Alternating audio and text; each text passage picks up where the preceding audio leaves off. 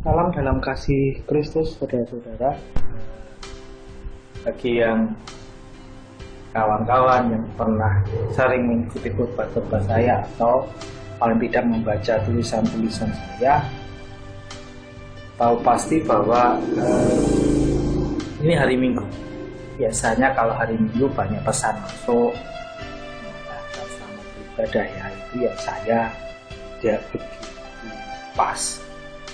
Kalau hari Minggu hari kita beribadah, hari Senin sampai hari Sabtu hari kita berbuat dosa. Jadi kalau hari Minggu ini waktunya kita menyembah memuji Tuhan, tapi hari lainnya kita tidak menyembah. Maka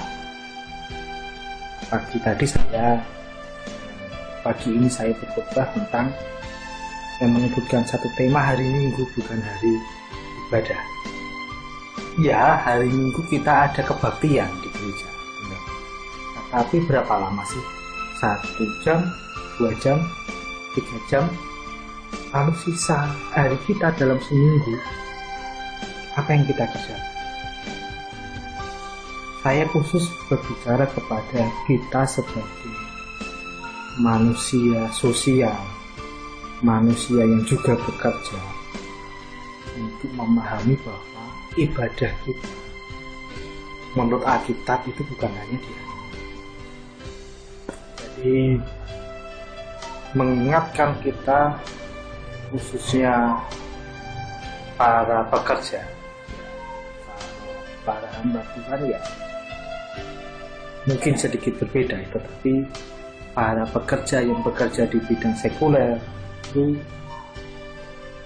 untuk memahami dengan benar ibadah kita bukan hanya di hari Minggu. Kita punya waktu 24 jam setiap hari, 7 hari dalam seminggu itu adalah waktu ibadah. Jadi mari ubah pola pikir kita, mari ubah paradigma kita.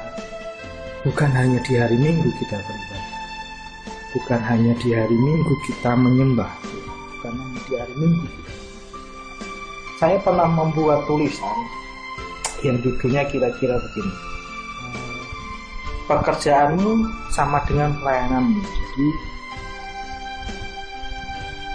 saya ingin menunjukkan bahwa jangan jadi orang Kristen yang punya dualisme. Waktu menyebut melayani itu hanya mengatakan apa yang saya kerjakan di gereja, apa yang saya kerjakan.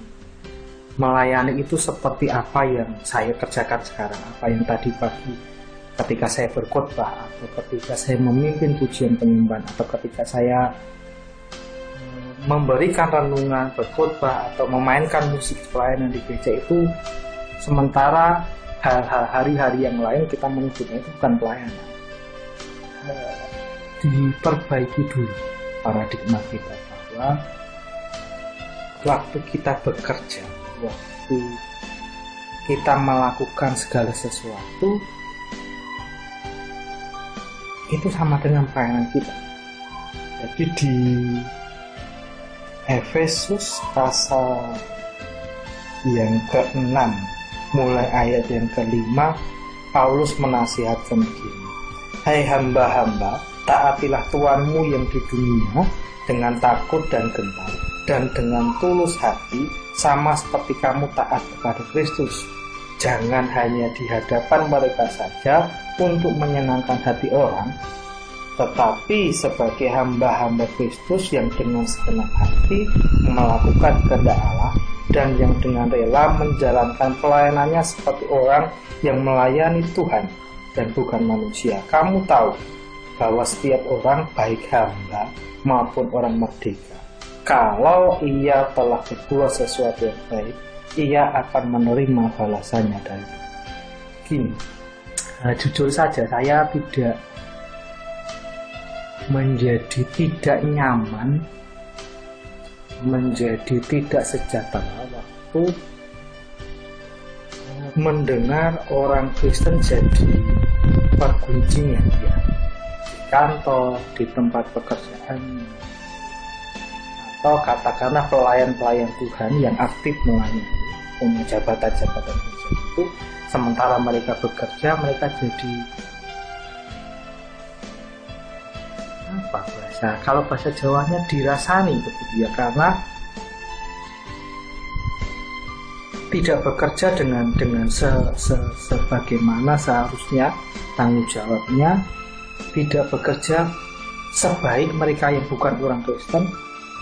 Bahkan kalau sampai terjadi pernyataan, kok majelis gereja, kok pelayan Tuhan bekerjanya seperti itu, ya kalau mendengar itu ya jadi tidak sejahtera. Rasanya pengen mengatakan itu bukan orang Kristen gitu ya. Cuma ya kenyataan itu yang kita lihat. Jadi kalau kita lihat di ayat 7,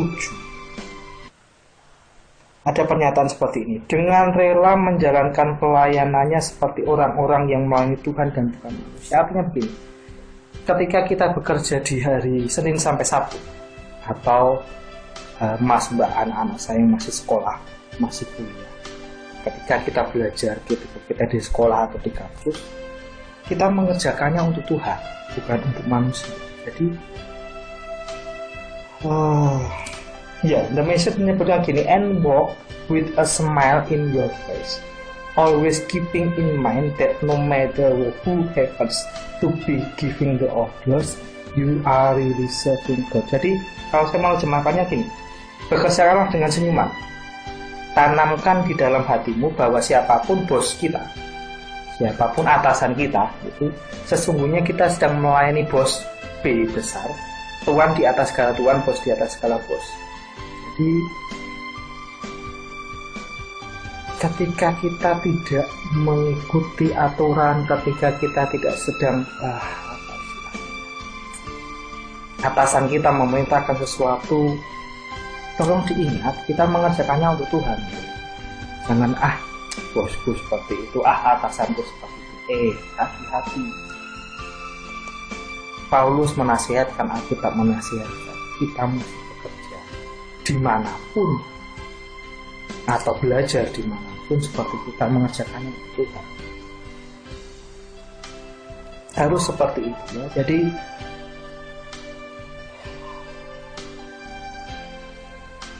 jangan jadi, maaf kalau bahasa seperti, jangan jadi orang Kristen yang brengsek di tempat kerja. Jangan jadi orang Kristen yang jadi batu sandungan di tempat kerja. Saya menyebutkan tadi pagi begini: kalau kita berkata ibadah di hari Minggu, ibadah di gereja, maka kecenderungan kita akan mengatakan, ya aku sudah berbuat benar, aku sudah berbuat baik di gereja. Urusan di tempat kerja itu urusan yang berbeda. Di situ salah kita. Di tempat kita bekerja, kita beribadah. Di tempat kita bekerja, kita memberikan hidup kita sama seperti untuk Tuhan. Jadi ayo kita bersama-sama. Iya, saya bukan seorang pekerja yang teladan mungkin ya. Ada kalanya saya terlambat, ada kalanya tidak mengerjakan dengan sebaik-baiknya tugas-tugas dari atasan, dari bos. Ya, ini ketika saya berkhotbah tadi, pasti ini khotbah pertama untuk saya. Tetapi saya rasa kita patut bertobat bersama-sama.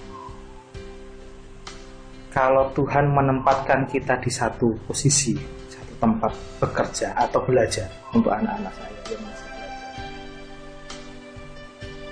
kita ada di sana jadi garam, kita ada di sana sebagai terang.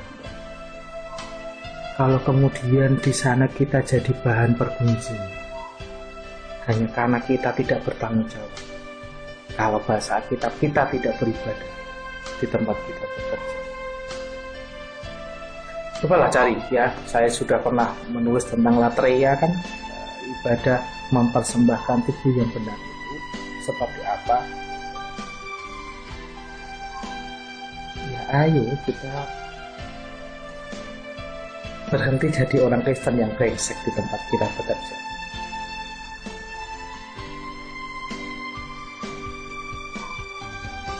Bukan berkata seperti ini, oh berarti tidak perlu beribadah di gereja. Bukan, tidak sedang mengatakan itu. Saya akan mengatakan tidak cukup. Saya, Anda, kita hanya berlaku kudus, berlaku alim, berlaku saleh di gereja.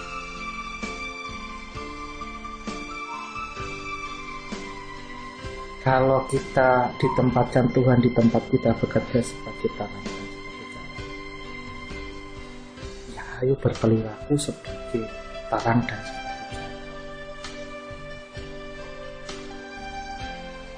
Nggak lucu kalau kemudian kita jadi orang brengsek di tempat kita bekerja. Siapa sebenarnya yang dipermalukan? Bukan saya, bukan Anda. Kekristenan kita yang dipermalukan, Tuhan kita yang dipermalukan. Orang akan berkata seperti itu. Oh, seperti tadi saya bilang, oh orang Kristen cuma baik di gereja. Ayolah kita jadi, kalau di kantor ada apa istilahnya, pekerja teladan setiap bulan gitu mungkin. Iya, kita kejar itu. Kita tunjukkan bahwa kita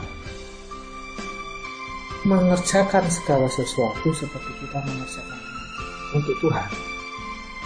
Siapapun atasan kita tentu saja.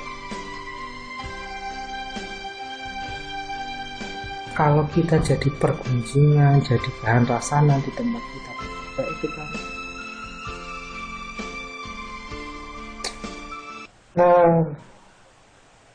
seperti garam yang tidak asin lagi. Oh iya, minggu ini saya akan berbicara tentang garam yang diinjak-injak. Jadi tunggu saja, kalau saya sempat saya akan buatkan videonya. Kalau tidak mungkin saya akan tuliskan saja. Tapi ini hari Minggu ya, pesan saya hari Minggu ini.